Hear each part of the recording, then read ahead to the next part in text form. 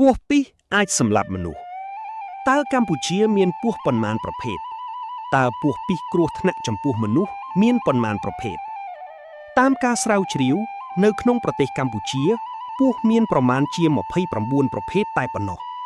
ចំណែកពស់មានពីសគ្រោះថ្នាក់គឺមាន12ប្រភេទម្យ៉ាងវិញទៀតពស់ប្រភេទខ្លះក៏ត្រូវបានប្រជាពលរដ្ឋនៅតាមមូលដ្ឋានប្រមាញ់ដើម្បីធ្វើជាអាហារផងដែរដោយរួមទាំងពពួកពស់ពឹសដ៏គ្រោះថ្នាក់ជាច្រើនប្រភេទនៅកម្ពុជាពស់ពឹសប្រភេទខ្លះក៏ត្រូវបានគេមានជំនឿថាវាអាចឲ្យគេយកទៅត្រាំស្រា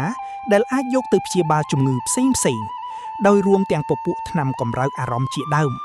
តាមការចងក្រងបានឲ្យដឹងថា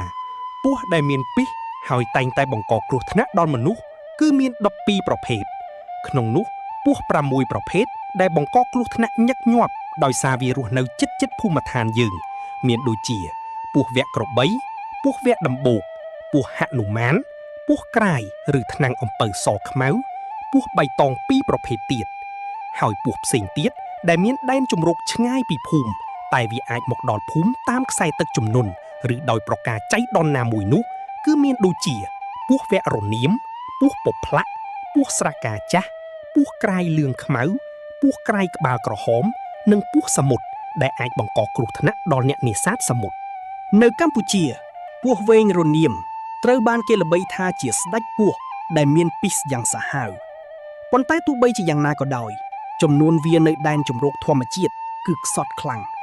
ដូច្នេះប្រជាជនកម្ពុជាត្រូវចេះបង្កើនការប្រុងប្រយ័ត្នចំពោះសត្វពស់ទាំងអស់